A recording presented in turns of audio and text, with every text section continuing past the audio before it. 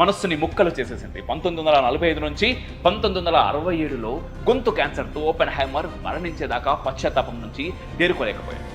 American president కానీ American army కానీ అతడి మాటల్ని సూచనల్ని పట్టించుకోలేదు. సోవియట్తో ఆర్మ్స్ రేస్ వద్దన్నారు ఓపెన్హైమర్. యుఎస్ ప్రభుత్వ పెద్దల చెవికి ఎక్కించుకోలేదు. జపాన్లో జరిగిన లక్షలాది మంది దహనకాండ తర్వాత కూడా అమెరికన్ పొలిటీషియన్స్ చెల్లించలేదు.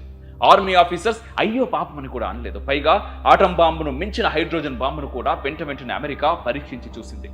ఓపెన్హైమర్నే దానికి కూడా నాయకత్వం వహించమన్నారు. కానీ అణుబాంబు కంటే 1000 రెట్లు విధ్వంసకరమైన దానికి అతను ఒప్పుకోలేదు.